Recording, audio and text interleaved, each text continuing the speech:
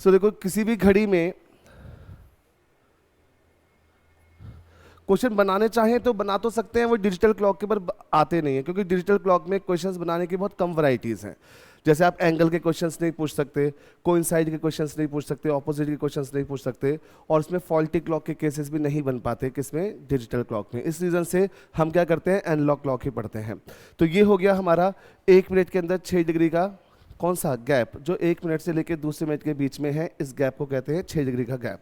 अगर मैं मूवमेंट की बात करता हूँ तो जो मेरी बड़ी सुई है वो 1 मिनट का समय बीतने पर अपनी जगह से ट्रेवल करती है 6 डिग्री, और जो आर हैंड है वो ट्रेवल करती है हाफ डिग्री। उसके बाद हमने देखा था कि दोनों हैंड्स मिलकर एक परफेक्टली स्ट्रेट लाइन में कब होती हैं, तो या तो वो कोइंसाइड करें या फिर 0 डिग्री का कोण बनाए, तब वो एक स्ट्रेट लाइन में होती हैं।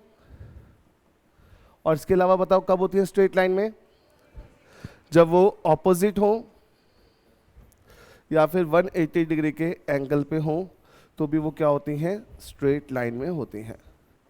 जैसे 6 बजे करेक्ट वो परफेक्टली ऑपोजिट होती हैं, और 12 बजे करेक्ट वो परफेक्टली कोइंसाइड होती हैं। अब इंग्लिश में कोइंसाइड कहूँ या एंगल में 0 डिग्री कहूँ सेम बात है, या फिर इंग्लिश में मैं ऑपोजिट होना कहूँ, हिंदी में पूर्ण विपरीत होना कहूँ, या फिर डिग्री में 180 डिग्री का कोण कहूँ, सब कुछ एक ही बात है, ठीक है।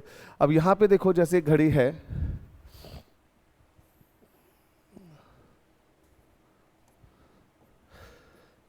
इसमें डिजिट लिखने की रिक्वायरमेंट तो नहीं है ना, चलो सिर्फ 4 डिजिट्स लिख देता हूँ।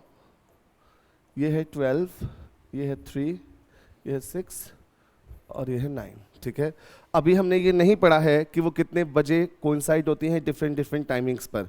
फिलहाल हम इतना पता है कि 12 बजे तो डेफिनेटली होती है, और ऑपोजिट में 6 बजे तो डेफिनेटली होती है। तो उसके बाद हमने सीखा था कि 12 घंटों में इन 12 आवर्स टोटल स्ट्रेट लाइंस कितनी बनती हैं, 22 स्ट्रेट लाइंस बनती हैं। इन 22 स्ट्रेट लाइंस में से हम जानते हैं कि जो 11 है वो है 0 डिग्री के हिस्से की, प्लस जो 11 है वो है 180 डिग्री के हिस्से की, ठीक है। और वैसे ही इन ए डे कितनी स्ट्रेट लाइंस हो जाएंगी, इन ए डे हो जाएंगी 44, 22 0 डिग्री के हिस्से की और 22 ऑपोजिट के हिस्से की, ठीक है। और एक लास्ट चीज़ हमने और पढ़ी थी, इंट्रोडक्टरी क्लास जो ली थी क्लॉक की, उसमें कि वैसे ही एक दिन में टोटल जो राइट एंगल्स हैं वो भी होते हैं 44 राइट एंगल्स, जिन्हें समकोण कहते हैं, 90 डिग्री का कोण कहते हैं, ठीक है। तो in a day total number of straight lines होती हैं 44, 22 प्लस 22, और वैसे ही in a day total number of right angles होते हैं 44।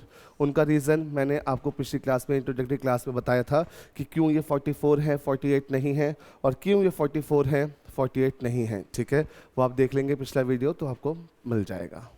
तुम आगे का स्टार्ट करते हैं, इससे आगे का पार्ट, ठीक है। अब देखो, जैसे अगर हमसे कहा जाता है कि एट व्हाट टाइम नहीं, कि what is the angle, what is the angle between minute hand and hour hand when my clock shows 7:20, ठीक है। अब आप ध्यान से सुनिएगा, एक दो बातें ज़रूरी, वो ये है कि जब समय हमसे पूछा जाता है कि जब घड़ी में 7:20 हुए हैं तो उस समय दोनों सुइयों के बीच कितने डिग्री का कोण बनता है। अब आप देखो कि अगर मैं इसे नॉर्मल मेथड से करूं, ठीक है, मैं आपको सिर्फ एक एग्जांपल दिखाता हूं ट्रेडिशनल मेथड से, जहां पे फॉर्मूले की रिक्वायरमेंट नहीं होती, और उसके बाद फॉर्मूले से। अब जैसे मैं जानता हूं कि इस घड़ी में यहाँ है 12, यहाँ है 6, यहाँ है 3 और यहाँ पर है 9, ठीक है। तो आप खुद देखो कि यहाँ पे 7 होगा और यहाँ पर 8 होगा, ठीक है। और वैसे ही इस जगह पे होगा 4, इस जगह पे होगा 5। तो जब भी हम कोई भी टाइमिंग देते हैं तो हमें पता होना चाहिए कि जो मिनट हैंड है उसकी पोजीशंस हमेशा फिक्स होती हैं। दुनिया में कितने भी 15 होने का मतलब है मिनट हैंड हमेशा 3 पर होगी। कोई भी टाइम दे लो, 5:30, 6:30, 7:30, 8:30, मिनट हैंड हमेशा परफेक्ट 6 पर होगी। और अगर कभी भी कोई टाइम करेक्ट होता है, जैसे करेक्ट 3, करेक्ट 4, करेक्ट 5, तो मिनट हैंड कहाँ होगी? 12 पर। और आर हैंड कहाँ पर होगी? अपने नंबर पर। अब आप ध्यान से एक बात सुनो कि आर हैंड के लिए जैसे घड़ी में करेक्ट 3 बजे हैं सपोज, इस ढंग से, तो आर हैंड के लिए 1 घंटे में मूवमेंट का स्कोप सिर्फ इतना सा है ना। पूरा 1 घंटे का जो समय बीतेगा अगर 3 पे है, तो घंटे वाली सुई के लिए सिर्फ इतना सा ही स्कोप है मूवमेंट का। तो बच्चों बस इतना ध्यान दो कि दुनिया में कोई भी टाइम हो, जैसे 3:10, तो मुझे पता होना चाहिए कि मेरी मिनट हैंड कहाँ पर होगी, और जो मेरी आर हैंड है वो 3 नंबर से थोड़ा सा आगे होगी। समझ पा रहे हैं बात को? अच्छा मुझे एक बात बताओ, अगर मैं कहता हूँ 9:30, 9:30, तो मेरी मिनट हैंड कौन से नंबर पर? 6 पर। और जो मेरी आर हैंड है वो करेक्ट 9 और 10 के बीच में होगी कि नहीं? समझ रहे हैं ना? क्योंकि वो 9 पर होगी, करेक्ट 9 बजे। अब जब आधा घंटा बीत गया तो 9 से 10 के बीच के गैप में होगी। अब मुझे एक चीज़ जाननी है आप सबसे कि यहाँ पे जो टाइम दिया है 7:20 का, इस टाइमिंग पे मान के चलो कि ये जो लाइन है ये है 7 की, ये लाइनिंग किसकी है? 7 की है, ठीक है। अब मुझे आप ही बताओ कि 7:20 पे मेरी मिनट हैंड तो फिक्स है ना, करेक्ट 4 पर होगी, ठीक है। क्या मेरी आर हैंड छोटी सुई करेक्ट 7 पे होगी? 7 से थोड़ा सा खिसकी होगी कि नहीं ऊपर? तो मैंने इसको थोड़ा सा ऊपर ड्रॉ किया कुछ इस ढंग से। तो कभी भी बच्चे हम मिनट हैंड और आर हैंड के बीच में किसी टाइमिंग पर एंगल पूछते हैं तो याद रखना डिफ़ॉल्ट एंगल कौन सा होता है? जिस डायरेक्शन में घड़ी चलती है उस डायरेक्शन में बनने वाला कोण जो पहले बनेगा वो डिफ़ॉल्ट एंगल होता है। तो यानी इस केस में ये जो ग्रीन मार्कर है इसको देखो, इस केस में मुझे ये वाला एंगल निकालना है जिसको मैंने रखा x डिग्री, क्योंकि घड़ी क्या थी? जब 7 बजे थे, जिस डायरेक्शन में चली उस डायरेक्शन में जो पहला एंगल बनेगा वो बाय डिफ़ॉल्ट निकालना होता है। अब मुझे एक चीज़ बताओ आप सब, अगर मैं मिनट हैंड की बात करता हूँ या सिर्फ मिनट्स की बात करता हूँ, तो अभी मैंने आपसे कहा था कि जो 1 मिनट का समय है, ठीक है, जब हैंड अगर नहीं होगी तो 1 मिनट कितने डिग्री के बराबर होता है? 6। तो आप एक बात बताओ, यहाँ जो भी एंगल है वो कम से कम 4 और 7 के बीच का जो फासला है इससे बड़ा ही है, छोटा तो हो नहीं सकता। तो हम जानते हैं कि जो 1 मिनट का गैप है वो 6 डिग्री के बराबर है। तो 4 बजे से लेके 7 नंबर, बजे छोड़ो, 7 डिजिट से लेके 4 डिजिट के बीच में कितने मिनट्स हैं? 15। तो मुझे बताओ सीधा सीधा 15 मिनट में कितने डिग्री हो गए? 90 डिग्री हो गए। ये 90 डिग्री का एंगल होता अगर ये करेक्ट 4 और ये करेक्ट 7 पे होती। क्या मेरी छोटी सुई करेक्ट 7 पर है? वो थोड़ा सा ऊपर खिसकी है। कितना ऊपर खिसके समझो, जब घड़ी में एग्जैक्ट 7 बजे थे, कुछ ऐसे बजे थे, तो 7 बजे के ऊपर कितने मिनट बीत चुके हैं? 20। तो मैं जानता हूं आर हैंड, ठीक है, अच्छे ढंग से लिख रहा हूं ताकि सबको समझ में आए। आर हैंड 1 मिनट में अपनी जगह से आधा डिग्री खिसकती है। तो 7 बजे के ऊपर कितने मिनट बीत चुके हैं? 20। तो इसका मतलब वो 20 मिनट में अपने स्थान से कितना खिसकी होगी?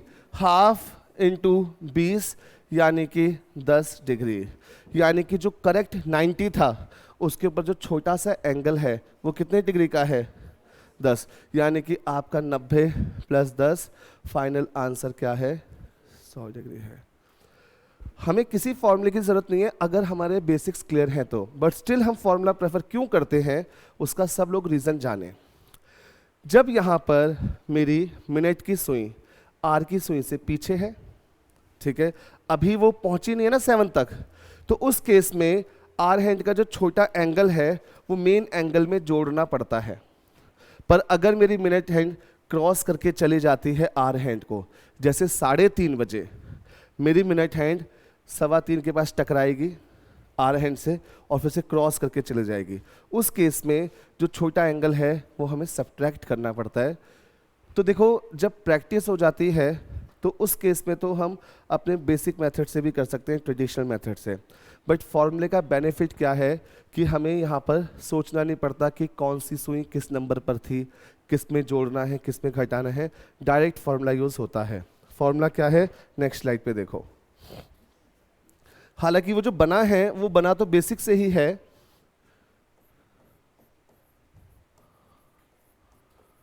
जैसे टाइम दिया था 7:20, तो हमने लिखा 30h माइनस 11/2m।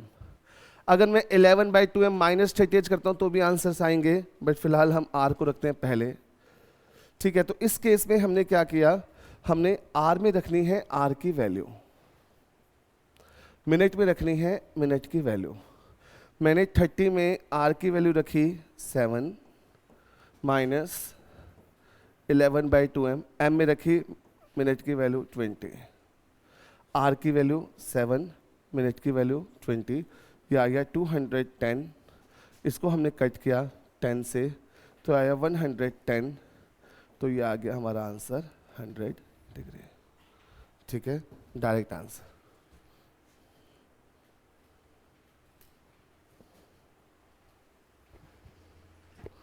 समझ गए इतना?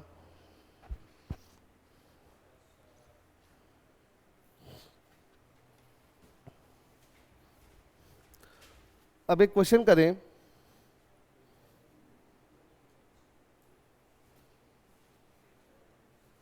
और बताएं मुझे 2:40 पर कितने डिग्री का एंगल बनेगा?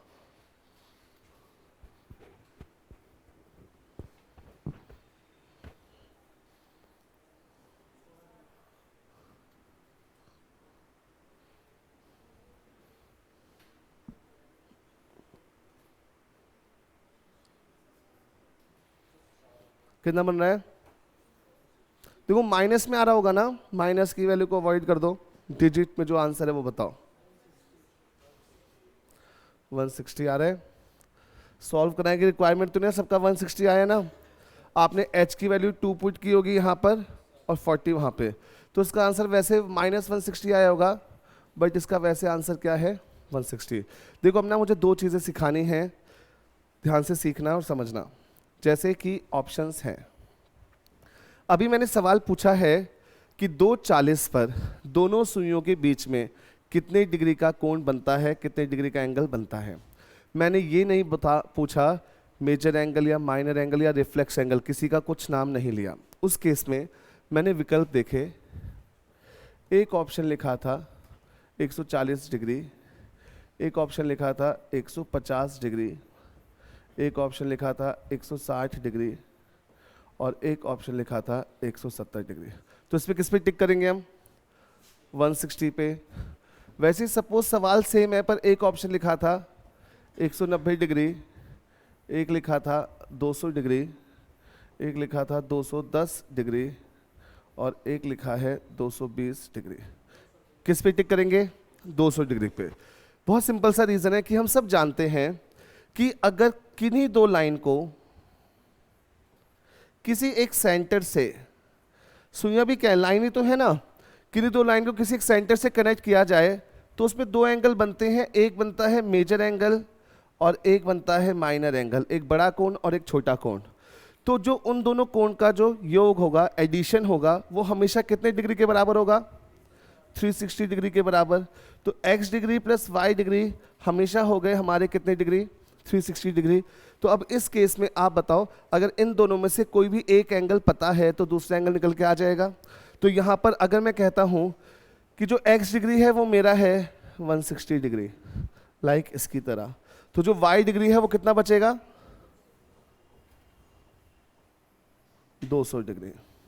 तो इस केस में क्या किया उन्होंने, ऊपर कुछ मेंशन नहीं किया कि आपको कौन सा एंगल फाइंड करना है, उन्होंने सिर्फ इतना कहा कि आपको एंगल बताना है। अब आप खुद देखते हैं, मैंने टाइम दिया है 2:40, ठीक है। अगर मान लीजिए इसमें हम घड़ी बनाते हैं तो आपको ये पता होना चाहिए कि 2:40 पे मेरी जो आर हैंड है, वो मिनट हैंड है, वो करेक्ट किस पे होगी? 8 पर होगी। और मान लीजिए अगर ये नंबर है 2, तो मेरी आर हैंड थोड़ा सा 2 से क्या होगी, आगे की तरफ शिफ्ट हुई होगी। तो जिस डायरेक्शन में चल रही है उस डायरेक्शन में जो एंगल है वो है 160 डिग्री का। ये बात समझ में आई? ये फॉर्मूला हमेशा मुझे कौन सा एंगल बताएगा, जो क्लॉकवाइज बनता है वो एंगल बताएगा, जिसे दक्षिणावर्त कहते हैं हिंदी में। तो यहाँ पर अगर वो मेंशन करें या ना करें फर्क नहीं पड़ता, पर जो इसका पहला आंसर होगा वो होगा हमारा कौन सा, क्लॉकवाइज डायरेक्शन में बनने वाला एंगल। दूसरा वाला आंसर हमें तब टिक करना है जब वो ऑप्शन में अवेलेबल ना हो, ठीक है।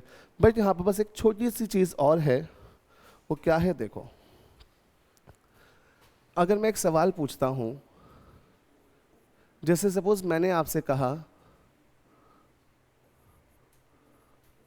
9:10, पर सिंपल आप मुझे जल्दी से कैलकुलेट करके बताओ कि एंगल क्या है between minute hand and hour hand.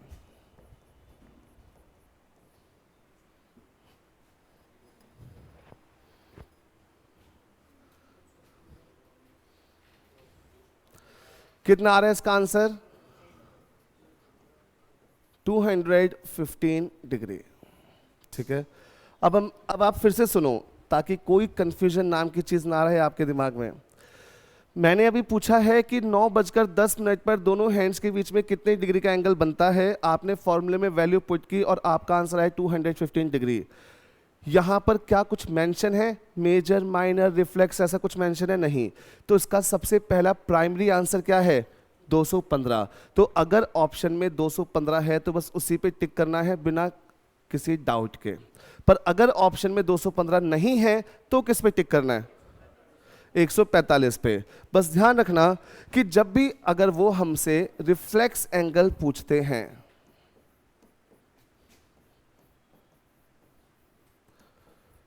ठीक है, उस केस में जो हमारा आंसर आया है नॉर्मल मेथड से, हमेशा उसका ऑपोजिट एंगल बताना है, ठीक है। देखो, मेजर का मतलब सिंपल सा है, वो एंगल बताना है जो 180 डिग्री से बड़ा हो। माइनर का मतलब सिंपल है, जो 180 डिग्री से छोटा हो। यहां पर मेजर एंगल है 215, माइनर एंगल है उसका विपरीत। इसमें तो कोई डाउट ही नहीं होना चाहिए। माइनर मतलब छोटा कोण, मेजर मतलब बड़ा कोण। उसके अलावा बच गया रिफ्लेक्स एंगल। रिफ्लेक्स एंगल का मतलब है वो एंगल जिस डायरेक्शन में घड़ी चल रही थी उसके ऑपोजिट डायरेक्शन में बनने वाला एंगल, ठीक है। तो रिफ्लेक्स एंगल में क्या करना है कि जो आंसर हमारा फॉर्मूले से आया है उस आंसर को 360 डिग्री में से माइनस करना है, या कह लीजिए उसका ऑपोजिट एंगल बताना है, ठीक है। तो 215 माइनस किया तो इसका आंसर बना हमारा 145 डिग्री। ये 145 डिग्री दो केसेस में टिक होगा। अगर रिफ्लेक्स एंगल लिखा है तो 145 डिग्री पे टिक होगा, या फिर नॉर्मल एंगल बोलकर 215 डिग्री ऑप्शन में नहीं है तो टिक होगा।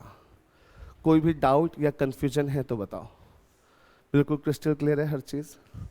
मैं रिपीट कर देता हूँ फिर मैं आगे बढ़ूँगा। देखो, अगर मैंने आपसे सिर्फ एंगल पूछा, सिर्फ एंगल, तो पहली प्राथमिकता देनी है उसको जो आंसर आपका फॉर्मूले से आया। अगर वो ऑप्शन में नहीं है तो फिर आप किस पे टिक करेंगे? जो भी आंसर आया 360 डिग्री माइनस ये वाला करके। क्लियर? माइनर मतलब छोटा ही टिक करना है, मेजर मतलब बड़ा ही टिक करना है। और अगर हमारा हमसे पूछा गया रिफ्लेक्स एंगल, तो बस हमारा आंसर क्या है? Opposite of what formula has given. फॉर्मूले से जो आंसर मिला है उसका विपरीत कोण बताना है। समझ गए सब? चलिए एक लास्ट क्वेश्चन कीजिए मेरे कहने पर सब लोग। मुझे बताएं 6:10 का रिफ्लेक्स एंगल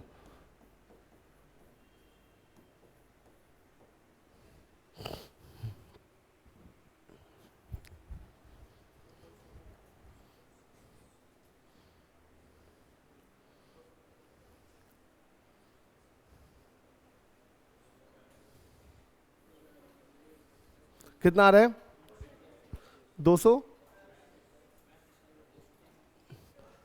इसका इसका मुझे बताओ नॉर्मल आंसर कितना आया? नॉर्मल वाला 125।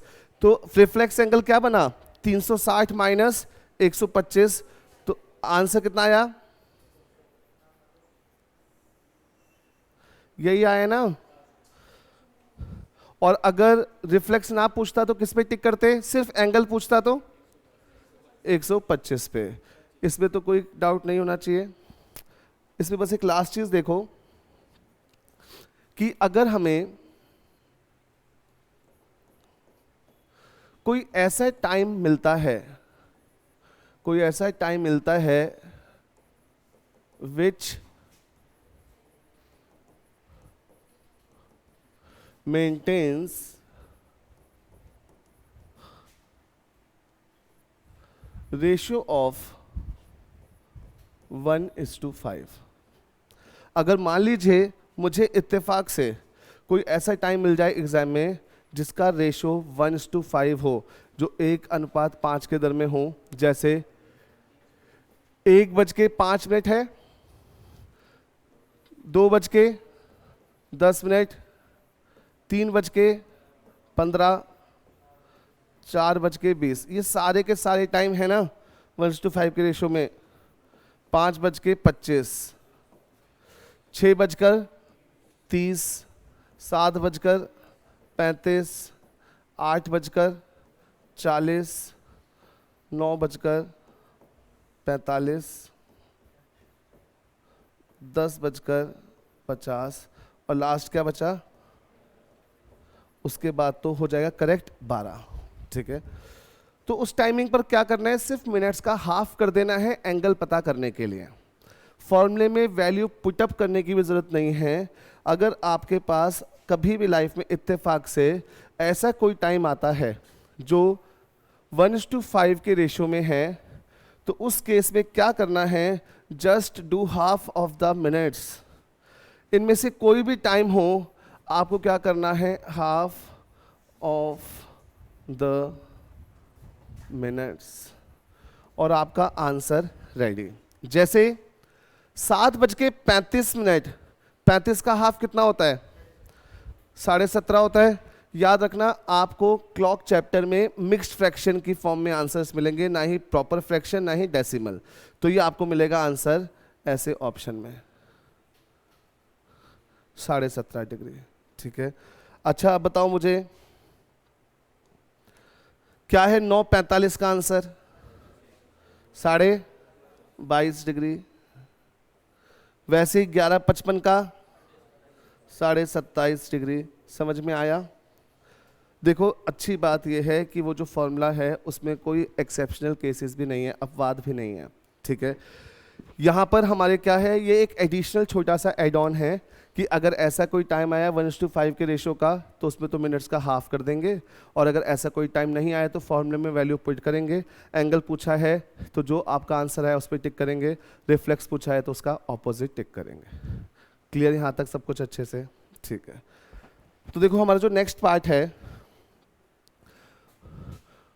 उसमें हम जस्ट इसका ऑपोजिट केस पढ़ेंगे।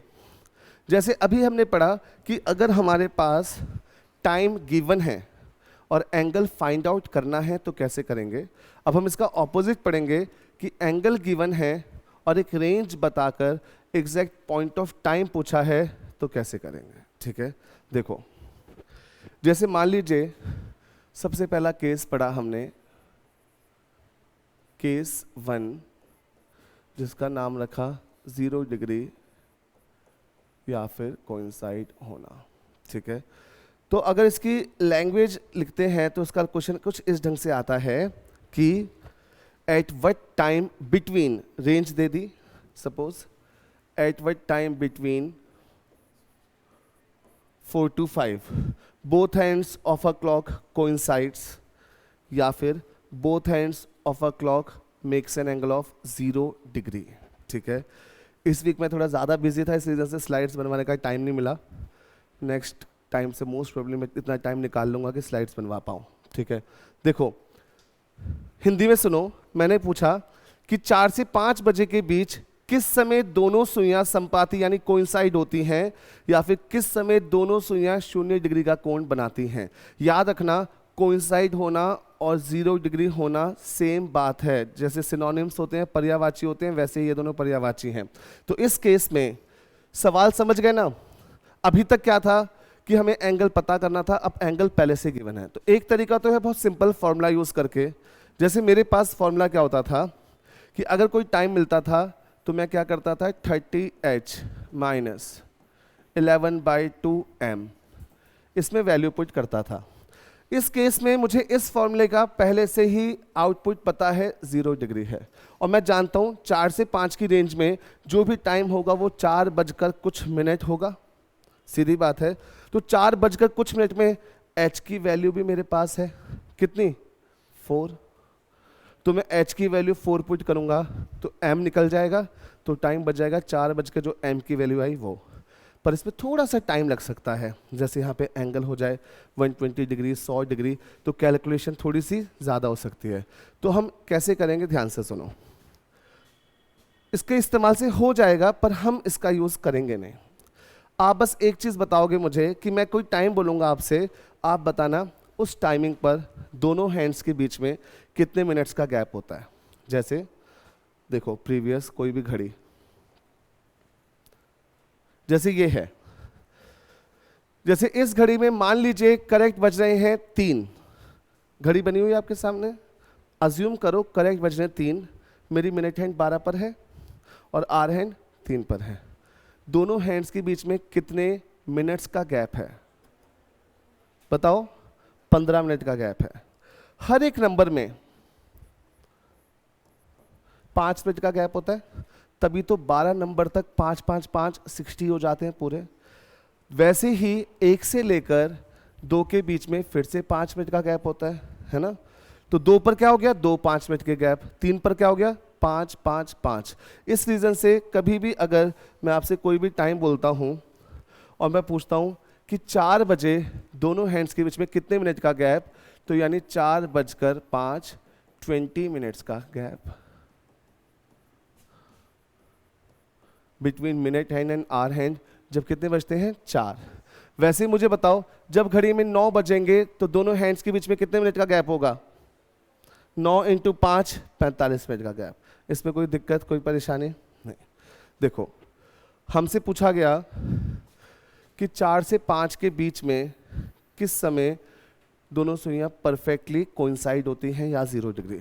अब आप एक चीज़ ध्यान से सुनना, अगर आपके सामने मैं घड़ी बनाता हूं, हर चीज़ समझा रहा हूं आपको, बिल्कुल बेसिक से लेके शॉर्टकट सब कुछ, जितने की जरूरत है उतने नंबर ड्रॉ कर रहा हूं, ठीक है? कहते हैं 4 से 5 के बीच में कभी तो टकराएंगे ना दोनों हैंड्स। आप एक बात बताओ, घड़ी में पहले 4 बजे होंगे, ठीक है? तो आप जानते हैं ना कि जो मिनट हैंड है वो तो पूरा एक सर्कल कंप्लीट करेगी 1 घंटे के अंदर, वापस से 12 पे पहुंच जाएगी 5 बजे। पर जो आर हैंड है, छोटी सुई है, वो 4 से खिसक के कहाँ पहुंचेगी, 5 पे।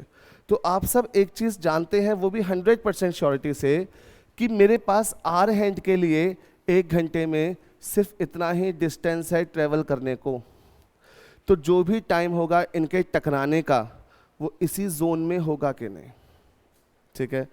आप ना थोड़ा सा लॉजिक से सोचो, क्योंकि अब आप थोड़े समझदार हो गए हो पहले से, इसलिए आप एक बात बताओ, जब घड़ी में करेक्ट 4:30 बजेंगे, करेक्ट 4:30, तो मेरी आर हैंड 4 और 5 के एग्जैक्ट मिडिल में होगी कि नहीं? समझ में बात आ रही है? एग्जैक्ट मिडिल क्या होता है, 22.5 होता है। सोचो थोड़ा सा, एग्जैक्ट मिडिल क्या होता है, 22.5 होता है। पर जब 22.5 पे पहुंची है मेरी आर हैंड, तब तो वो आगे निकल चुकी है, यानी इसका जो भी आंसर है वो 4:20 से ऊपर का है और 4:22 22.5 से कम का है। ये बात समझ में आई? और अगर इतना प्रिसाइज भी ना सोचो तो ये तो जानते हो कि आंसर 4:20 से ऊपर का होगा और 25 से नीचे का होगा। पर अगर आप थोड़ा सा ध्यान दोगे तो आपको पता चलेगा कि टाइम तो 22.5 से भी नीचे का होगा। समझ में आ रहा है ना किस सेंस में? इस रीज़न से बच्चों वो जो ऑप्शंस देंगे वो ऑप्शंस सारे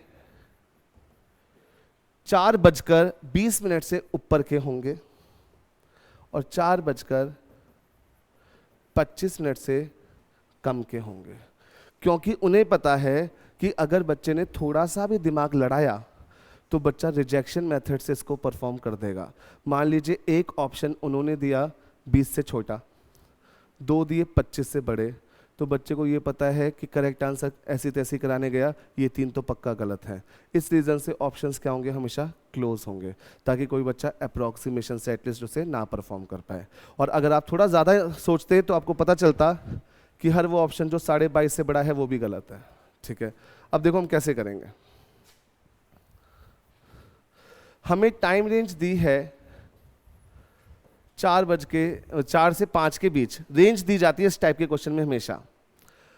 हमें फोकस करना है इस पर, क्यों? क्योंकि पहले तो घड़ी में 4 ही बजेंगे ना, उसके बाद तो टाइम होगा। एक फिक्स्ड वैल्यू याद रखनी है जो है 12/11। कहां से आई? उसी फॉर्मूले को शॉर्ट करके आई। ठीक है, आपको इसके साथ मल्टीप्लाई करना है कि जो पहला नंबर है जब घड़ी में उतने बजते हैं तो दोनों हैंड्स के बीच में कितने मिनट्स का गैप होता है। अब बताओ मुझे 4 बजे कितने मिनट्स का गैप होता है दोनों के बीच में? सब लोग बताओ। 20। तो बस इसे 20 से मल्टीप्लाई कर दिया। इसको सॉल्व करने में सबकी अपनी अपनी स्पीड है। 20 × 12 हो गए 240। मैंने कहा ना मिक्स्ड फ्रैक्शन में मिलेंगे ऑप्शन। तो देखो 11 से 2 से कटा, 11 से 24 2 से कटा। जब ये 2 से कटा तो उसके ऊपर कैरी गया 2, तो ये बन गया 20। 20 कटा कितने से? 1 से, और पीछे कितना बचा? 9, 11। यानी कि इसका हमारा फाइनल आंसर है 4:21 सही 9/11 जब घड़ी में होते हैं उस समय वो परफेक्ट 0 डिग्री का एंगल बनाती हैं।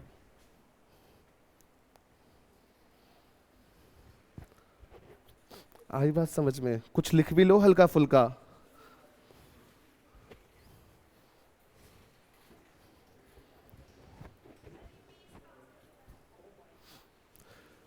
चार से 5 के बीच में जो रेंज है, किन्होंने पूछा एक बार फेस दिखा दो।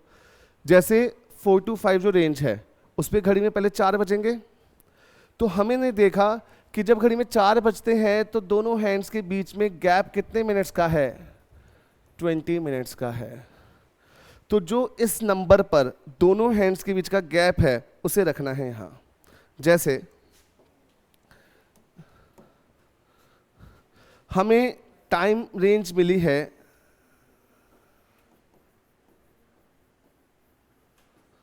6 to 7 और केस पूछा है 0 डिग्री। तो सिर्फ ये बताओ आप लोग 12/11 को मल्टीप्लाई किससे करूंगा?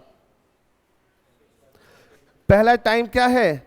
6, और जब घड़ी में 6 बजते हैं तो दोनों मिनट्स के बीच में कितना गैप है? 30, क्योंकि 6 × 5 हर बार 5 का होता है इसलिए।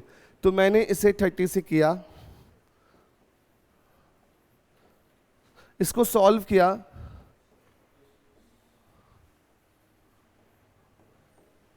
ये आया मेरा आंसर।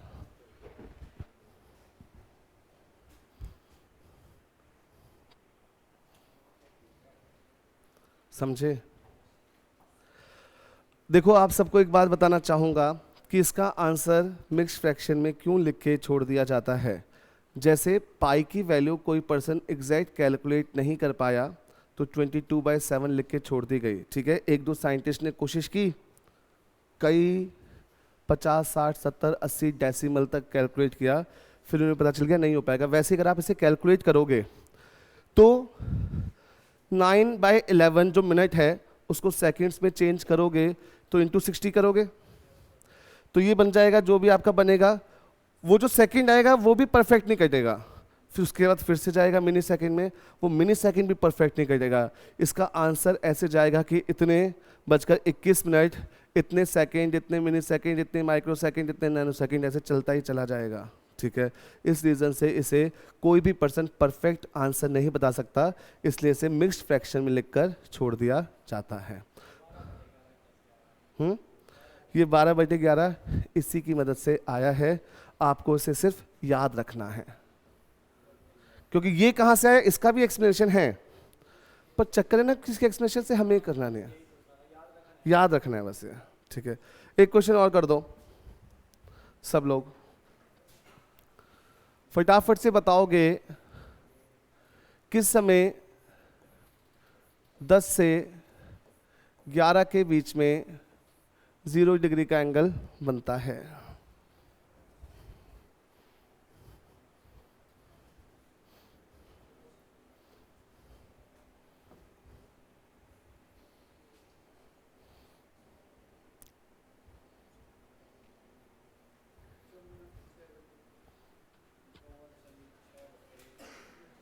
ठीक, आपने इसे देखते ही लिखा 12/11, 10 के लिए कितना मल्टीप्लाई किया 50, सॉल्व किया तो आया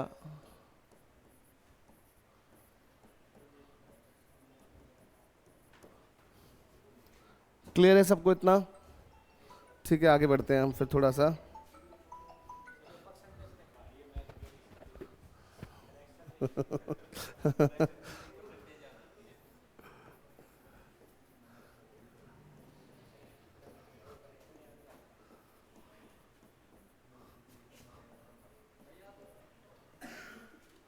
देखो केस 2, ऑपोजिट या फिर 180 डिग्री का एंगल। ठीक है, जैसे मान लीजिए हमें कोई टाइम रेंज मिली, हमें क्वेश्चन मिला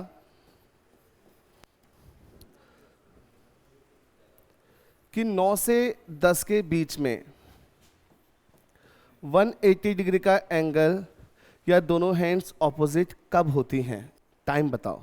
तो सबसे पहले हमने एक चीज़ जानी है, वो जानी है कि जो 1 मिनट है, ऐसे लिखता हूँ, जो 1 मिनट है वो in terms of degree 6 degree है, पढ़ते आए ये हम।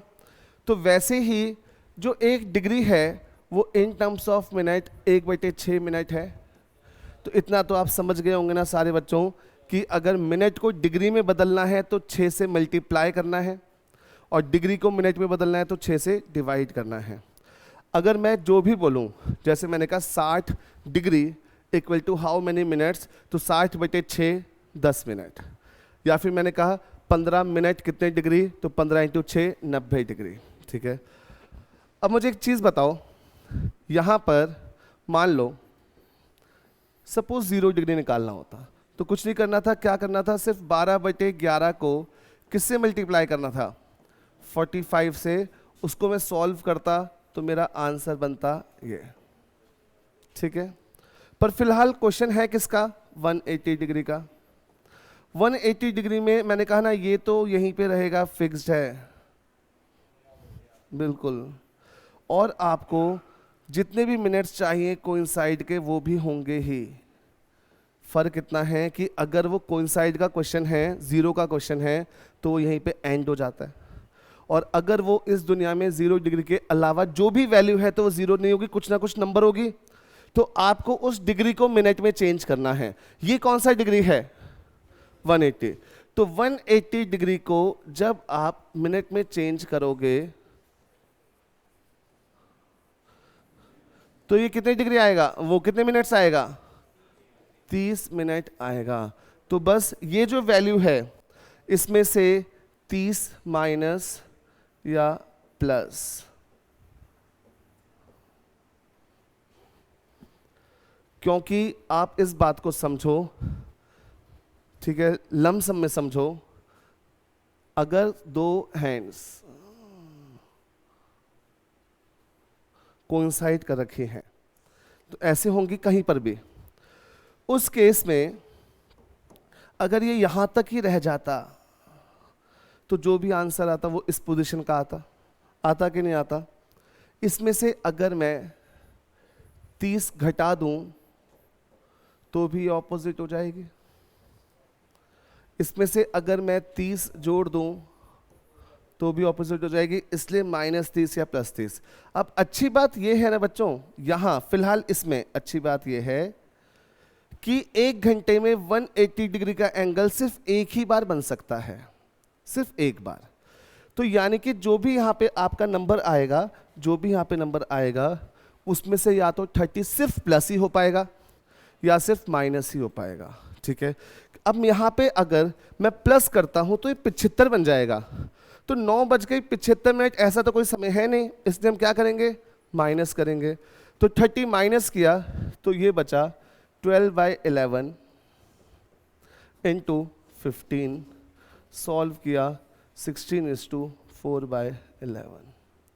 यानी जब घड़ी में 9 होते हैं तो वो परफेक्टली 0 डिग्री का एंगल बनाती हैं, और जब घड़ी में 9 होते हैं तो वो 180 डिग्री का एंगल बनाती हैं।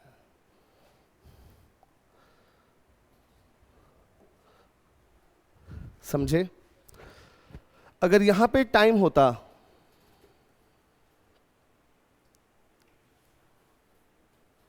2 से 3 और सवाल होता 180 डिग्री, तो आप लिखते 12/11। 2 के लिए कितना लिखते, 10 लिखते। क्या 10 में से 30 घटाना संभव है? कैसे?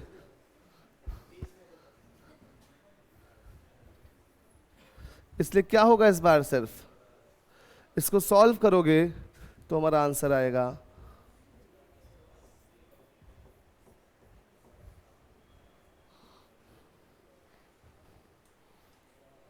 क्लियर ढंग से। एक क्वेश्चन करो फटाफट। 11 से 12 के बीच में 180 डिग्री का एंगल,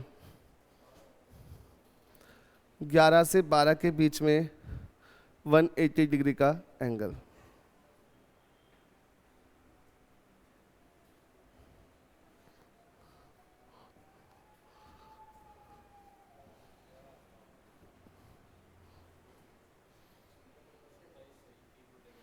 कितना? हाँ,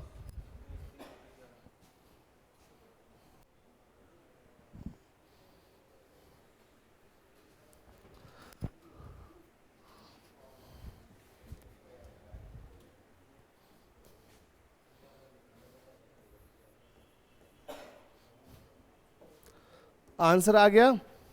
कितना आंसर आया?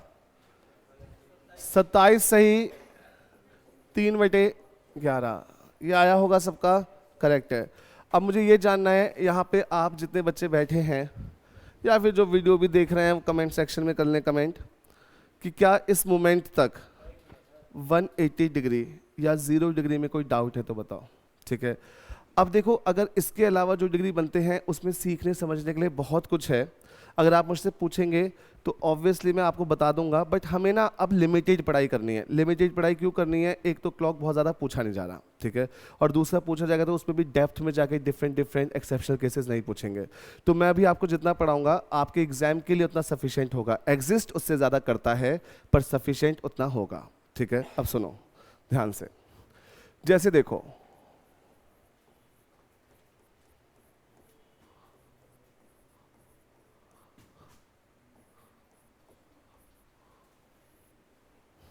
ठीक है, अगर यहां पे हमसे पूछा गया कि बताइए 6 to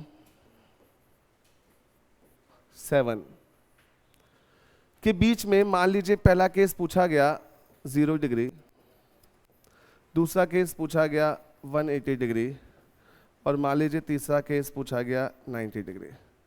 तो जब मैं इसे सॉल्व करूंगा ना तो इसका आंसर बनेगा मेरा इतना, और जब मैं इसे सॉल्व करूंगा तो इसका आंसर बनेगा मेरा एग्जैक्ट इतना, ठीक है। चलो ये चीज जल्दी से बता देता हूं आप सबको। देखो बच्चे, कि अगर मुझे 11 से 12 या फिर 12 से 1 इस रेंज में कभी भी 0 डिग्री पूछा जाएगा तो उसका आंसर सिर्फ एक ही होगा, 12 o'clock। सॉल्व करने मत बैठ जाना, फॉर्मूले से सॉल्व करोगे वही आएगा।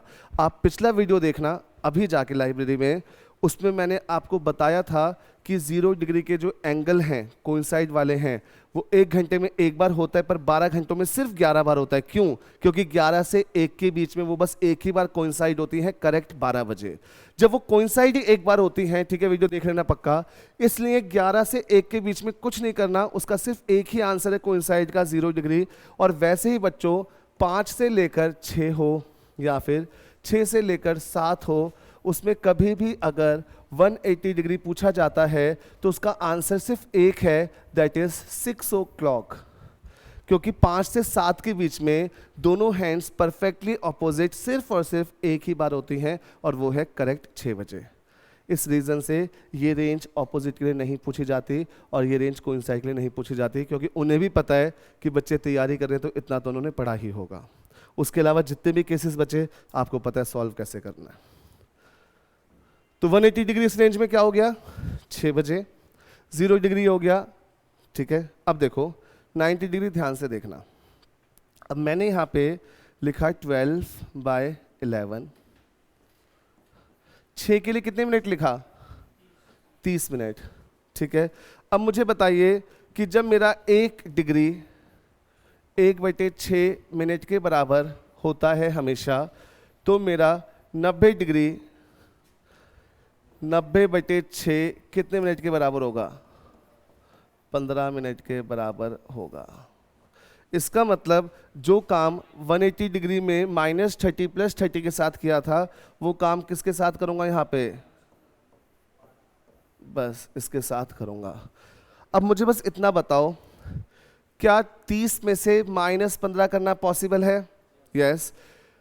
क्या 30 पे +15 पॉसिबल है? यस। ये जो वैल्यू है ये 0 से नीचे नहीं जा सकती, और ये 60 से ऊपर नहीं जा सकती, क्योंकि 1 घंटे में सबसे छोटा टाइम है इतने बजकर 0 मिनट और सबसे बड़ा टाइम है इतने बजकर 60 मिनट। कायदे से वो 60 मिनट जब होता है तो डिजिट चेंज हो जाता है। आप 4 बजे ही तो बोलते हो, कोई पूछता है कितना टाइम हो, 4 बजे थोड़ी कहते 3:60 हो रहे हैं। घर वाले होंगे तो डांट देंगे, दोस्त होगा तो गाली दे देगा। देखो अब मुझे एक चीज बताओ बच्चे, बस इतना बताओ, -15 होने पर 0 से नीचे नहीं जा रहा, +15 होने पर 60 या उससे ऊपर नहीं जा रहा। देखो ये जो कॉलम है ये एग्जैक्ट 60 भी नहीं हो सकता। क्यों? क्योंकि ये वैल्यू 1 से बड़ी है, जो भी 1 से बड़ी है, तो 1 से बड़ी कोई भी वैल्यू को 60 से मल्टीप्लाई करूंगा तो वो 60 को क्रॉस कर जाएगा। यानी यहाँ सबसे बड़ी वैल्यू 59 ही हो सकती है, ठीक है। अब सुनो, -15 किया तो ये बचा 15, 15 × 12 180/11। इसको सॉल्व किया, ठीक है। और अगर +15 किया तो 45, 45 × 12 540/11। सॉल्व किया तो 49 सही 1/11।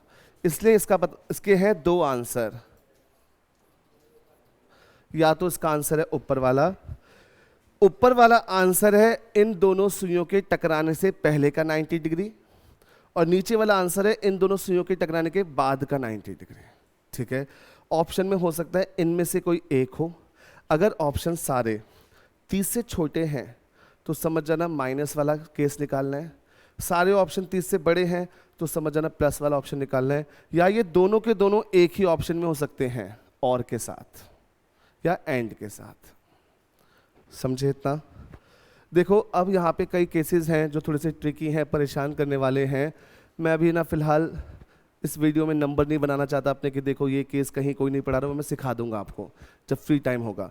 अभी एग्जैक्टली हम उतना पढ़ते हैं जितने की रिक्वायरमेंट है, इससे हमारा काम चल जाएगा, ठीक है। अब देखो जैसे यहाँ तक का क्लियर है सब, फटाफट से देखो। अगर मान लीजिए कोई टाइम रेंज मिले, उसमें पूछा है 120 डिग्री, कोई टाइम रेंज मिले उसमें पूछा है, यहाँ पे टाइम रेंज है 150 डिग्री।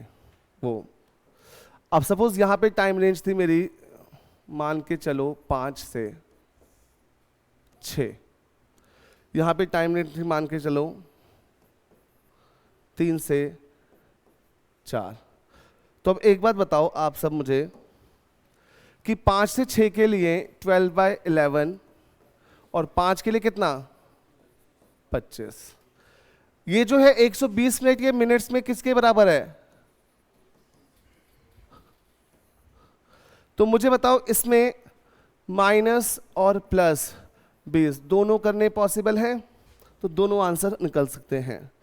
ये जो है इसमें लिखा 12/11, 3 के लिए कितना बोलो 15, और मुझे बताओ 150 डिग्री कितने मिनट के बराबर 25 मिनट के बराबर। तो यहां पर 15 में से क्या -25 कर सकता हूं? नहीं कर सकता। इस रीजन से मैं यहां पे क्या करूंगा, सिर्फ एक ही आंसर निकालूंगा +25 वाला। समझे इतना? इसके दो आंसर निकले, एक निकला 5:5/11 मिनट्स और ठीक है, इसका सिर्फ एक ही आंसर निकला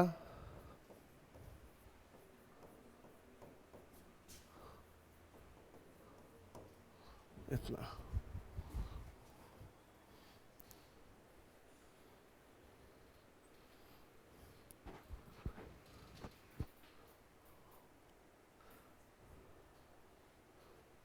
देखो अगर आपको कभी रेंज मिले 7:20 से लेके 8:10 के बीच में, तो उसे 7 लेके सॉल्व करना है, बात खत्म। मिनट्स को अवॉइड कर देना है। बस एक चीज़ का ध्यान रखना, अब ऐसे छोटी छोटी चीज़ें बताऊंगा तो निकलती जाएंगी, बस ये लास्ट चीज़ बताता हूँ। जैसे मान लीजिए मुझसे कहा गया कि 7:10 से बीच में और 8:10 के बीच में 90 डिग्री का एंगल बताओ, इसी रेंज में बताओ। तो इस सवाल पूछा है तो मतलब बनता होगा। मैं ऐसा सवाल नहीं पूछ सकता जिसका आंसर एग्जिस्ट ही ना करता हो। मैं आपसे ये नहीं पूछ सकता कि मुझे बताओ 7:30 से लेकर 7:15 के बीच में दोनों हैंड्स ऑपोजिट कब होती हैं। ठीक है, 7:15 ना बोल करके मैं 8 बोल देता हूँ, तो इस रेंज में तो नहीं होती। ठीक है, अब यहाँ पे ये सवाल पूछा है तो इसका मतलब डेफिनेटली एक ना एक 90 डिग्री तो बनता ही होगा। अब आप सिर्फ इस पे ध्यान दो, 7 की तरफ ध्यान दो। तो आपने लिखा है 12/11 और 7 के लिए कितना लिखा? अब इतना सा बताओ 90 डिग्री कितने मिनट हैं? 15। अगर मैं इसमें से 15 माइनस करता हूं तो जो आंसर आएगा वो 7:30 से छोटा हो जाएगा कि नहीं? होगा ना। इसका मतलब एग्जामिनर चाहता है कि आप मुझे एडिशन वाला आंसर बताओ, क्योंकि माइनस वाला आंसर अगर निकाल भी लोगे तो ऑप्शन में ही नहीं होगा, क्योंकि सारे ऑप्शन 7:30 से बड़े और 8:10 से छोटे ही तो होंगे। तो उस केस में आप समझ जाना कि ये हमसे मजबूरी में प्लस करवाना चाहते हैं। तो जब आप इसे सॉल्व करोगे तो ये आपका आंसर आएगा 35 और 15 50।